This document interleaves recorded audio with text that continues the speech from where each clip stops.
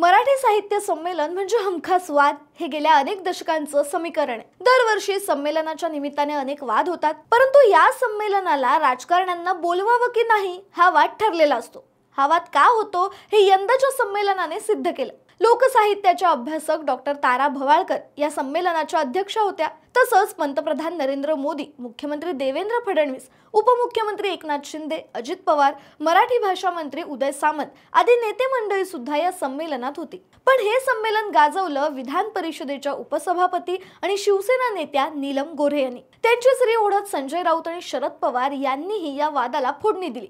त्यातच त्यांनी उद्धव ठाकरे यांचा एक मर्सिडीज कारचा वाद उकरून काढला। पण हा वाद नेमका आहे तरी काय, संमेलनात काय काय घडलं जाणून घेऊया या व्हिडिओच्या माध्यमातून। नमस्कार, तुम्ही पाहताय गाजावाजा। तर दिल्लीत झालेल्या 98व्या अखिल भारतीय मराठी साहित्य संमेलनाच्या अखेरच्या दिवशी आम्ही असे घडलो हा मुलाखतीचा कार्यक्रम झाला। त्यात बोलताना नीलम गोऱ्हे यांनी उद्धव ठाकरे यांच्या नेतृत्वाखालील शिवसेनेला आरोपीच्या पिंजऱ्यातच उभं केलं। ठाकरेंच्या शिवसेनेत पद हवं असेल तर 2 मर्सिडीज कार भेट द्याव्या लागतात असं त्या यावेळी म्हणाल्या। तसंच उद्धव ठाकरे आपल्याच पक्षाच्या नेत्यांना भेटायला तयार नसायचे आणि ते कार्यकर्त्यांशी चांगले वागत नव्हते असंही त्या यावेळी म्हणाल्या। जून 2022 मध्ये शिवसेना फुटल्यानंतर नीलम गोऱ्हे या एकनाथ शिंदे यांच्या नेतृत्वाखालील शिवसेनेत सामील झाल्या होत्या। गोऱ्हे यांच्या या वक्तव्यावरून वाद निर्माण होणं स्वाभाविक होतं। मुंबई आणि पुण्यासहित महाराष्ट्रात अनेक ठिकाणी शिवसैनिकांनी गोऱ्हे यांच्यावर संताप व्यक्त केला। पक्षाच्या महिला शाखेच्या विरोधाला न जुमानता गोऱ्हे यांना 4दा विधान परिषदेवर पाठवण्यात आलं, तरीही त्यांनी गद्दारी केली असं ठाकरे गटाच्या वतीने सांगण्यात आलं। ठिकठिकाणी त्यांच्या प्रतिमेला जोडे मारण्यात आले। स्वतः ठाकरे यांनीही गोऱ्हे यांच्यावर तोफ डागली। त्या गाड्या कुठे आहेत ते मला दाखवा। हे सगळे गयेगुजरे लोक आहेत, एक महिला म्हणून त्यांचा आदर जरूर आहे। राजकारणात त्यांनी त्यांचं चांग भलं केलंय, ते तसंच राहू द्या असं ठाकरे यावेळी म्हणाले। त्यांचे प्रवक्ते आणि खासदार संजय राऊत हे मात्र एक पाऊल पुढे गेले। राष्ट्रवादी काँग्रेसचे नेते शरद पवार हे साहित्य संमेलनाचे स्वागताध्यक्ष होते, त्यामुळे त्यांनी गोऱ्हे यांच्या वक्तव्याचा निषेध करावा अशी त्यांनी मागणी केली।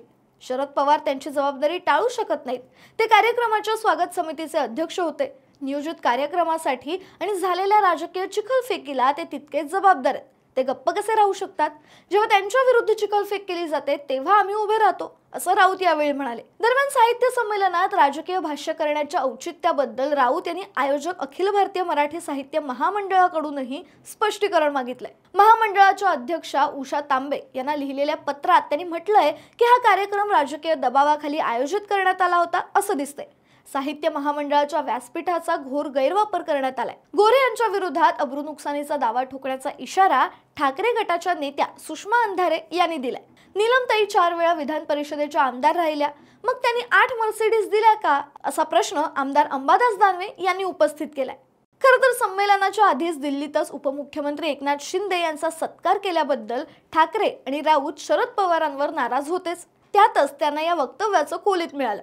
गोऱ्हे यांचे कान पिळत आणि त्यांना खडे बोल सुनावत पवार यांनी आणखी चिखलफेक थांबवली। पण त्यांना वाटत असेल की मीही याची जबाबदारी घ्यावी, तर त्यावरून वाद घालण्याचा माझा हेतू नाही असं त्यांनी राऊतांना सुनावलं। कार्यक्रमाच्या आयोजकांनी राजकीय वादाबद्दल माफी मागितली असल्याने त्यावर पडदा टाकला पाहिजे असं पवार म्हणाले। नीलम गोऱ्हे या 4 वेळा आमदार राहिल्या। त्यांनी प्रकाश आंबेडकरांच्या पक्षातून राजकीय कारकिर्दी सुरू केली।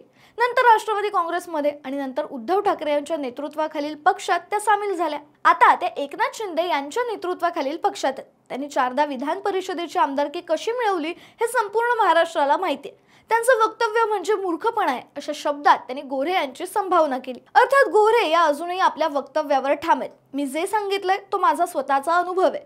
पक्षातील पदांच्या बदल्यात काही लोकांना काहीतरी देण्यास सांगितलं गेलं होतं, हे मी केलेलं निरीक्षण आहे असं गोऱ्हे म्हणाल्या। अन्य पक्षांनीही या वादात उडी घेतली। या वादावर मुख्यमंत्री देवेंद्र फडणवीस यांनी मोठी बेरकी प्रतिक्रिया व्यक्त केली। मी त्यांच्या पक्षात नव्हतो, त्यामुळे मी त्यावर भाष्य करू शकत नाही असं ते म्हणाले। गंमत म्हणजे खुद्द शिंदे आणि त्यांच्या अन्य नेत्यांनी या वादावर अजूनही मौन पाळलंय। विशेष म्हणजे राजकारणामुळेच आज माणसामाणसात भेदाभेद करण्यात येत असल्याची खंत डॉक्टर तारा भवाळकर यांनी अध्यक्षीय भाषणात व्यक्त केली आणि संमेलन संपायच्या आत ती खरी ठरली। त्यामुळे मराठी साहित्य संमेलन ऐतिहासिक होण्याऐवजी राजकीयच झाल्याचं वास्तव नाकारता येत नाही। थोडक्यात काय तर साहित्य संमेलन राहिलं एका बाजूला, साहित्याची चर्चा राहिली एकीकडे, पण राजकारण्यांनीच हे संमेलन पळवलं असं म्हणायला काही हरकत नाही। राजकीय विश्वातील अशाच नवनवीन घडामोडी जाणून घेण्यासाठी गाजावाजाला लाईक, शेअर, फॉलो आणि सबस्क्राईब करायला विसरू नका।